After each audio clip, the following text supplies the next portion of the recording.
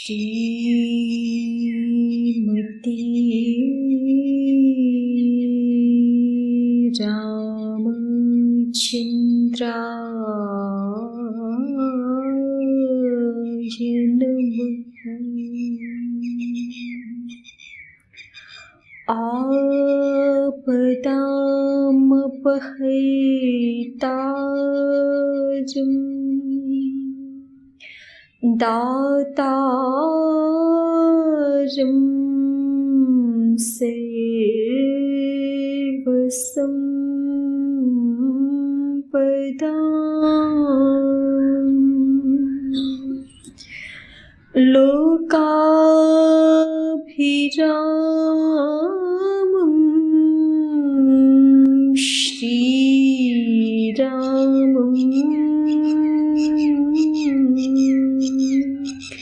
भूयो भूयो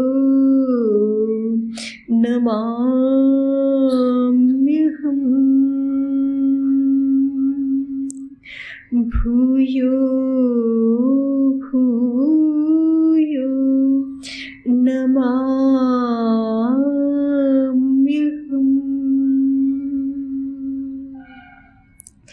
लोकाभिरामं रणरङ्गधीरं राजीवनेत्रं रघुवंशनाथं कारुण्यरूपं करुणाकरं तं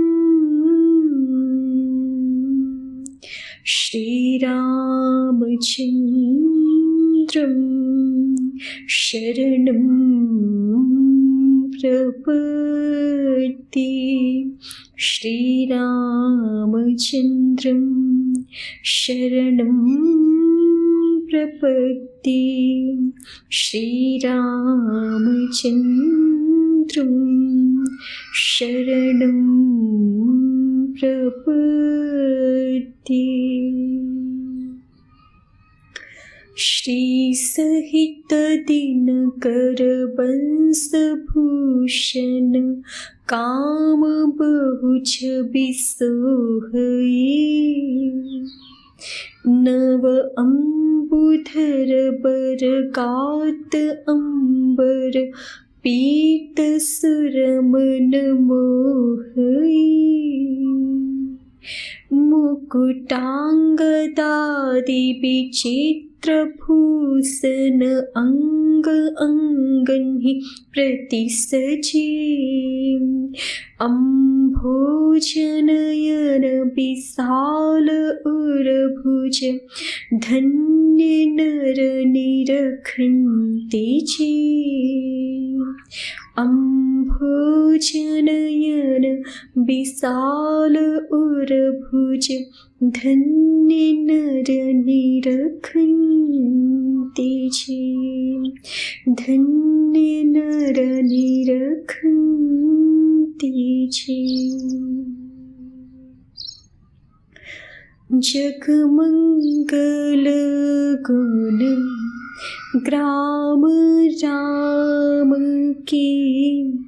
दानी मुकुति धन धर्म धाम के।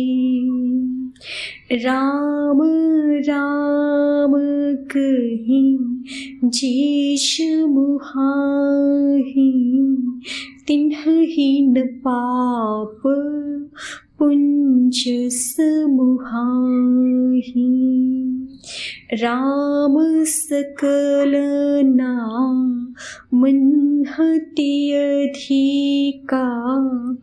हो नाथ अख खग गणपतिका। उमा दारु जो शित की नाई। सब हीन चावत राम गुसाई। सन्मुख होई जीव मोहि जब ही जन्म कोटि अघ नास ही तब ही मामभिरक्षय रघुकुल नायक धृतबर चाप रुचिर कर सायक मामभिरक्षय रघुकुल नायक धृतबर चाप रुचिर कर सायक मामवलोकय पंकजलोचन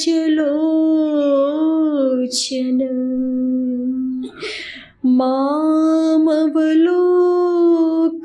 पंकजलोचन कृपाविलोकनिशोच विमोचन कृपाविलोकनिशोच विमोचन कृपाविलोकनिशोच विमोचन।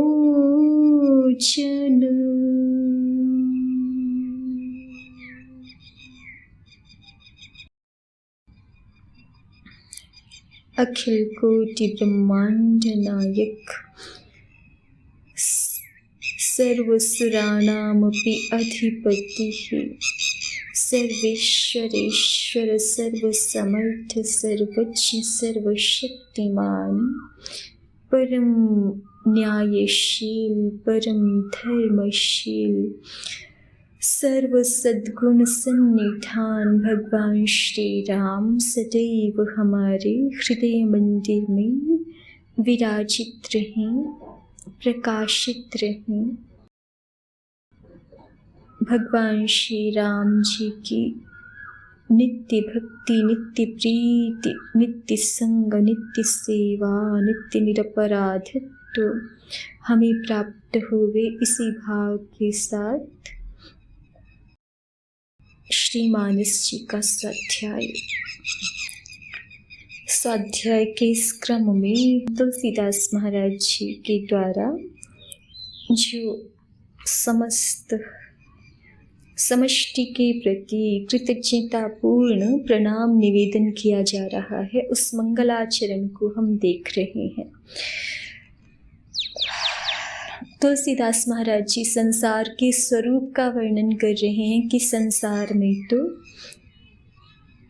जो भी हमें जड़ चेतन जगत दिखाई पड़ता है, ये सारा का सारा जगत गुण दोषमय दोनों प्रकार से है। यहाँ पर गुणमय पदार्थ भी है और दोषमय पदार्थ भी हैं, दोषों का आधिक्य जिनमें है, ऐसे पदार्थ ऐसे प्राणी भी हैं। तो वहाँ पर हमारा क्या कर्तव्य है? तो हमारा कर्तव्य है कि हमारा हृदय, हमारी दृष्टि संत जनों की ओर, उनके सदाचरण की ओर, इनके श्री चरणों की ओर लगी रहे और जैसे संत जन हंस के समान इस गुण दोषमय संसार में से गुण रूपी क्षीर को, गुण रूपी दुग्ध को ग्रहण कर लेते हैं और दोष रूपी जल को छोड़ देते हैं, दोष रूपी विकारों को, जल का परित्याग कर देते हैं, वैसे हम भी विवेक पूर्वक दोषों का परित्याग करने में और सद्गुणों को ग्रहण करने में अपने मन को अनुरक्त करें। जड़ चेतन गुण दोषमय, जड़ चेतन गुण दोषमय, विश्व कीन्ह करता संत हंस गुण गहहि पय, संत हंस हंस गुण गहहि पय परिहरि पारी विकार परिहरि पारी विकार। अस विवेक जब दे विधाता तब तजि दोष गुण ही मनुराता। काल स्वभाव कर्म बरि आई भले प्रकृति बस चुक भलाई। सो सुधारी हरिजन जी मिले दलि दुख दोष बिमल जसु देहि। खलउ करहि भल पाई सुसंगु मिटइ न मलिन स्वभाव अभंगु। लखि सुबेश जगबंचक जीव बेश प्रताप पूजी अहि तेऊ। उघरहि अंत न होई निबाहु काल नेमि जिमि रावण राहु। किएहु कुबेशु साधु सनमानु जिमि जग जामवंत हनुमानु। हानि कुसंग सुसंगति लाहु लोकहु वेद विदित सब काहु। हानि कुसंग सुसंगति लाहु लोकहु वेद विदित सब काहु। तुलसीदास महाराज जी कह रहे हैं, अस विवेक जब देई विधाता तब तजि दोष गुण ही मनुराता। विधाता जब मनुष्य को इस प्रकार का हंस के समान विवेक प्रदान करते हैं, अस विवेक जब देई विधाता तब तजि दोष गुण ही मनुराता। तब दोषों को छोड़ करके किसी मनुष्य का मन गुणों में अनुरक्त होता है। काल स्वभाव कर्म बरि आई भले प्रकृति बस चुकई भलाई। और बहुत बार ऐसा भी होता है कि काल की प्रबलता के कारण से अथवा स्वभाव की और हमारे पूर्वकृत कर्म की प्रबलता से कभी कभी जो भले जन हैं, साधु मनुष्य हैं, वो भी प्रकृति बस माया के वश में होकर के चुक ई भलाई, वो भी कभी कभी भलाई से चूक जाते हैं। भले लोगों से भी, साधु जनों से भी कभी कभी काल स्वभाव और कर्म की प्रबलता के कारण भलाई से चूक हो जाती। क्योंकि हमारा जो अभी का जीवन है वो और कुछ नहीं है, वो हमारे ही पूर्व कर्मों का परिणाम स्वरूप है, जिसको हम प्रारब्ध कह देते हैं या भाग्य कह देते हैं। ऐसा है ना, हमारा किसी का जन्म बहुत अच्छे परिवार में होता है, बहुत सुसंस्कृत परिवार में, अच्छे संस्कारों वाले माता पिता गुरुजन संबंधी अच्छा परिवेश हमें प्राप्त हो जाता है। किन्हीं का अपने कर्मवशात बहुत धनी परिवार में जन्म हो जाता है, किसी का निर्धन परिवार में हो जाता है, किसी का धनी परिवार में होते हुए भी दुष्प्रवृत्ति वाले परिवारजन किसी को प्राप्त हो जाते हैं, और किसी को अच्छे, उतना धन आदि तो नहीं होता लेकिन संस्कार अच्छे होते हैं, ऐसी स्थिति में जन्म हो जाता है। फिर किन्हीं को ऐसी स्थिति में जन्म प्राप्त होता है जहाँ पर परिवेश भी अच्छा है, संस्कार भी अच्छे हैं और श्री जी की, लक्ष्मी जी की कृपा भी पूरी है। तो ये सब संसार में विविध परिस्थितियां देखने को मिलती है ना। किसी को सुंदर स्वरूप, स्वस्थ शरीर प्राप्त हो जाता है, और किसी को मनुष्य देह तो प्राप्त हो गया लेकिन रोगों से घिरा हुआ देह प्राप्त हो जाता है। तो अनेक प्रकार के संसार में वैचित्र्य देखने को मिलते हैं, विचित्रता। और इसका कारण क्या है? तो इसका कारण यही है कि हमारा पूर्वकृत प्रारब्ध कैसा था, उन्हीं परिस्थितियों के अनुसार जिस प्रकार की हमारी भाव चेतना होती है, उसी प्रकार के भाव चेतना के मनुष्यों के साथ, परिस्थितियों के साथ हमारा संसर्ग हो जाता है अग्रिम अग्रिम जन्म में। तो हमारा जीवन जो भी है वो अन्य कुछ भी नहीं है, हमारे पूर्वकृत कर्मों का ही परिणाम स्वरूप है।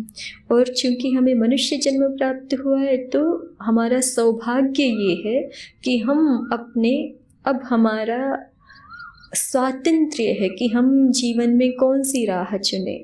हम अच्छी राह चुने कि हम बुरी राह चुने, हम भलाई का मार्ग चुने कि हम बुराई का चयन कर लें। ये भगवान जी ने हमें स्वातंत्र्य दिया हुआ है।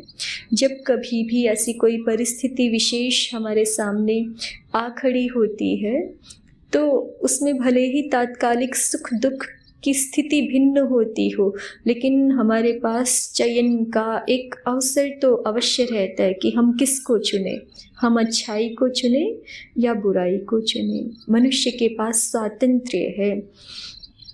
इसीलिए कहते हैं ना कि मनुष्य अपने भाग्य का निर्माता स्वयं है, क्योंकि हमारा भाग्य और कुछ नहीं होता। जो हम आज कर रहे हैं, कल वही हमारे भाग्य के रूप में हमारे सामने उपस्थित हो जाता है।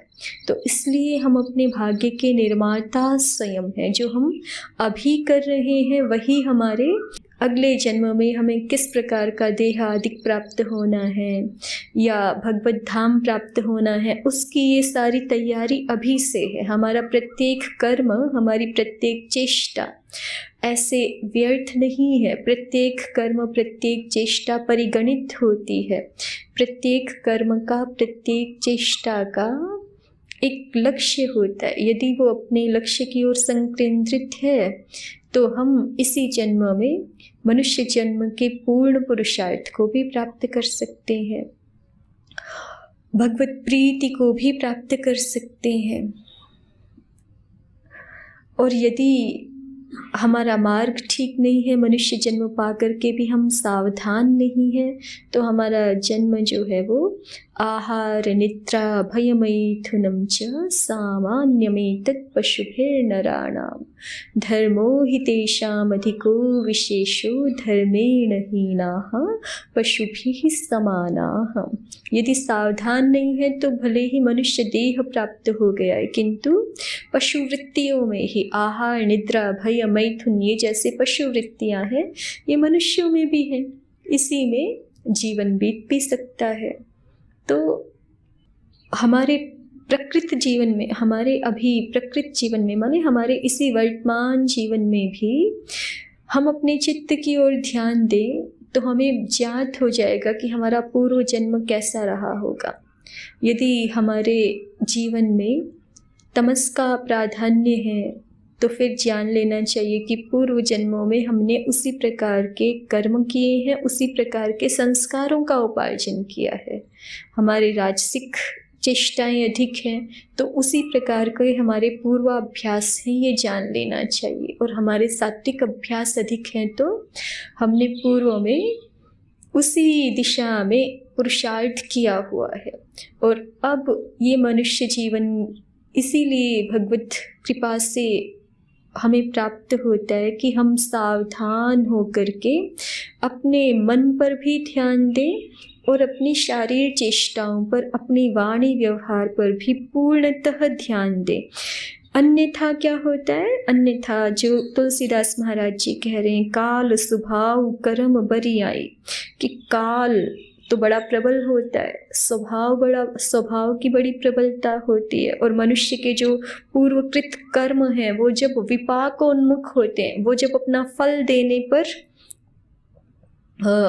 फल देने के लिए तैयार हो जाते हैं। तो कर्मों की प्रबलता इतनी ज़्यादा होती है कि भले लोग भी माया के वश होकर के भलाई से चूक जाते हैं, तो हम साधारण मनुष्यों की तो बात ही क्या है।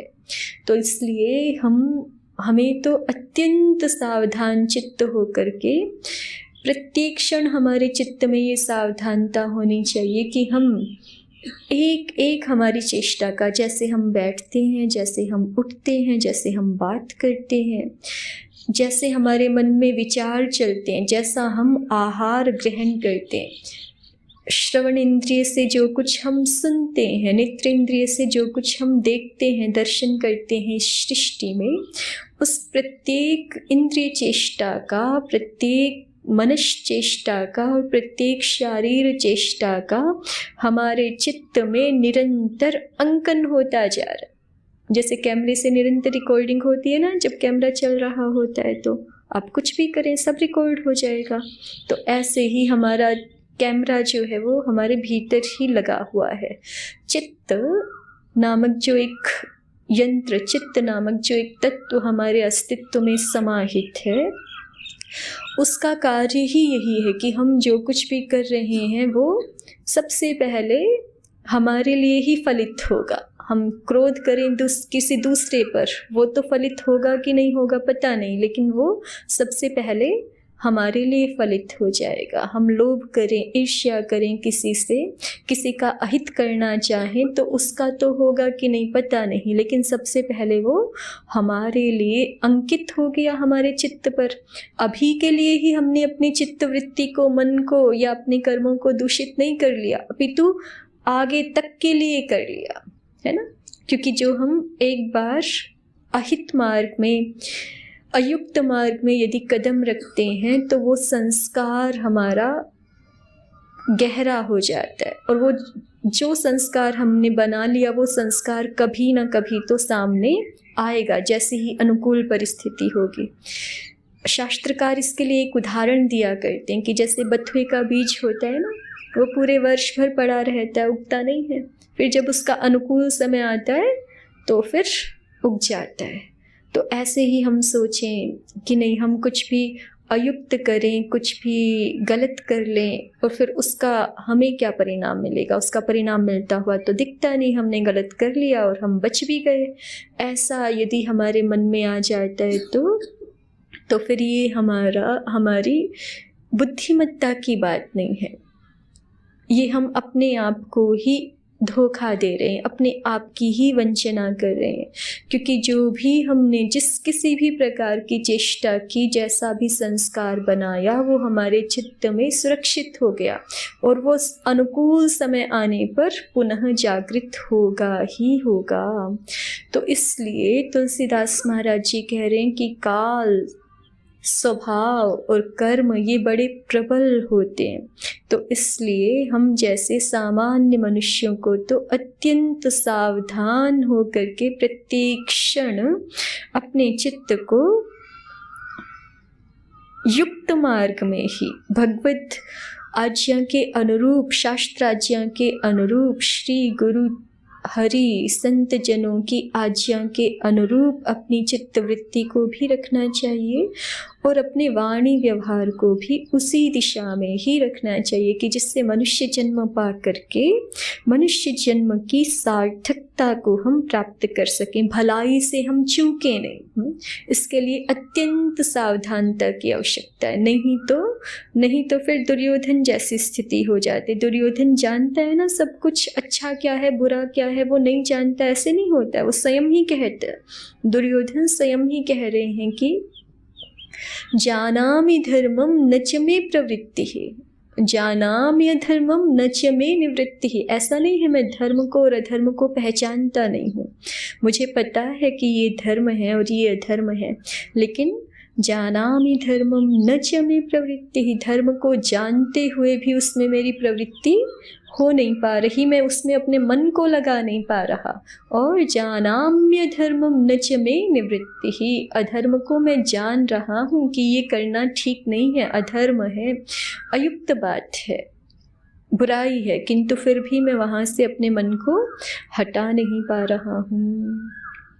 तो ऐसी स्थिति हमारी ना हो, हम धर्म को जाने भी और फिर तदानुकूल पुरुषार्थ करने का भी हमारा सामर्थ्य हो, उसमें अपने मन को पूर्णतः समाहित करने का, पूर्ण मनोयोग से उसमें लग जाने का भी सामर्थ्य हमारे पास हो। वो कैसे होगा?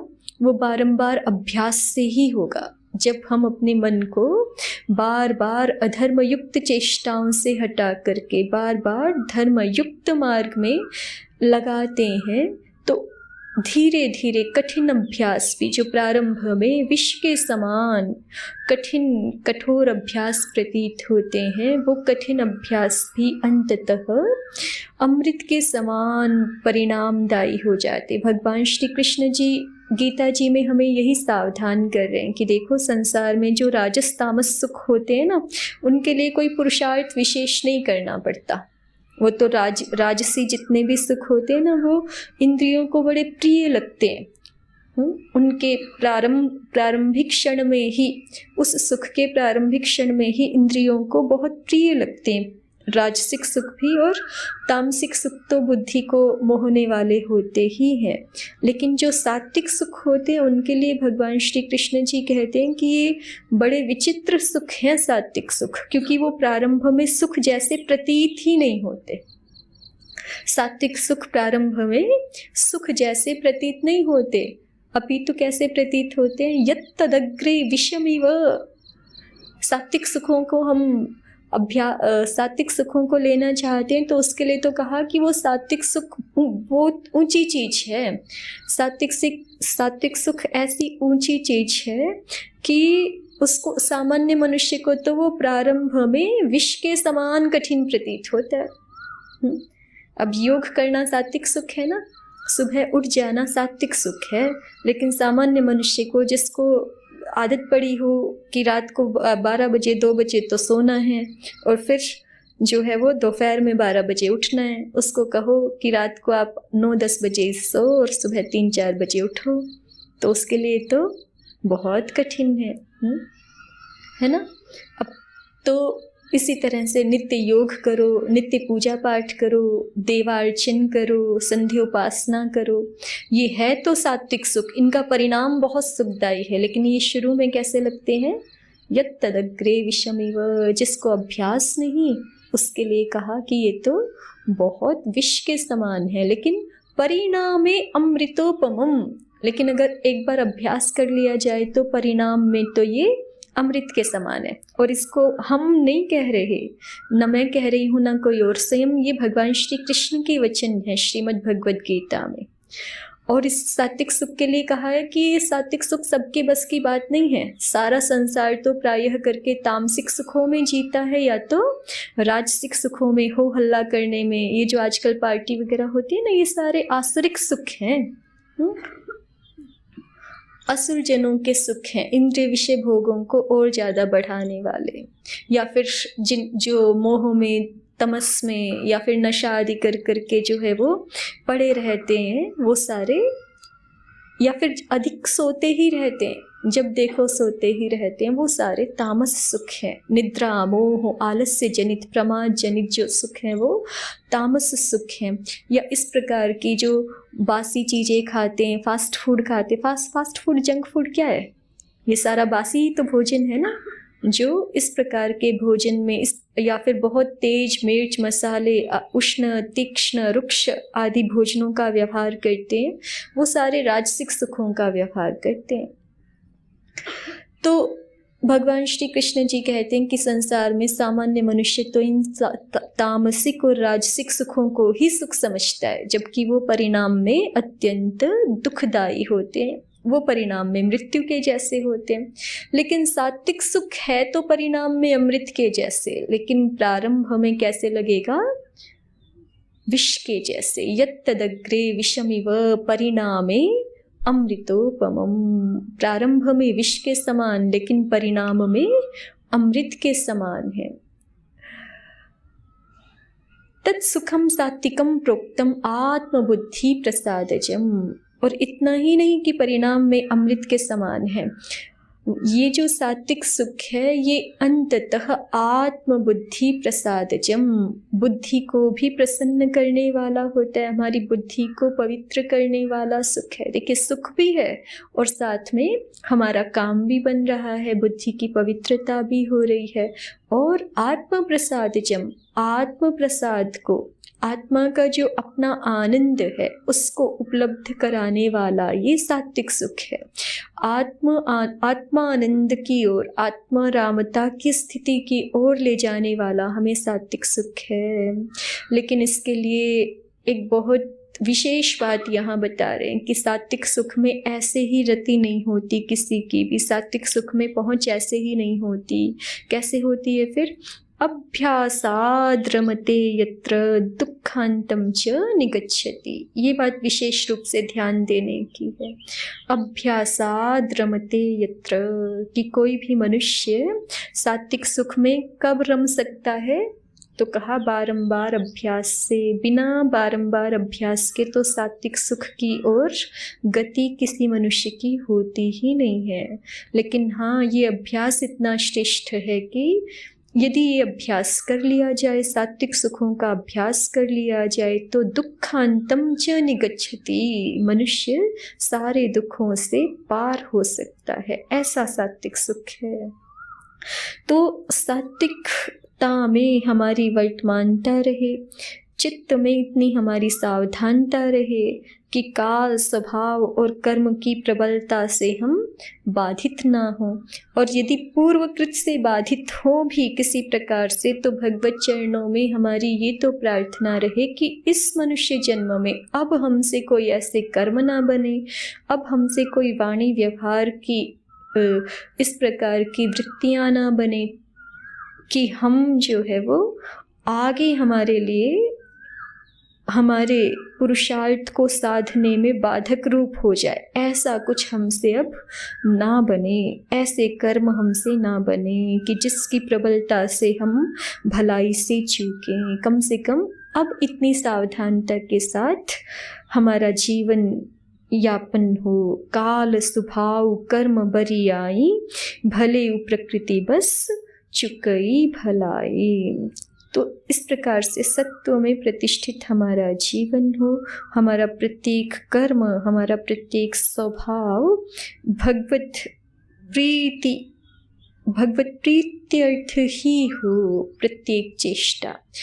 ऐसे निवेदन के साथ भगवान श्री राम जी की जय, गोस्वामी तुलसीदास महाराज जी की जय, सद्गुरुदेव भगवान की जय, समस्त भक्त वृंद की जय। ओम शांति शांति शांति। ओम श्री परमात्मने नमः। ओम श्री गुरुभ्यो नमः। ओम सर्वेभ्यो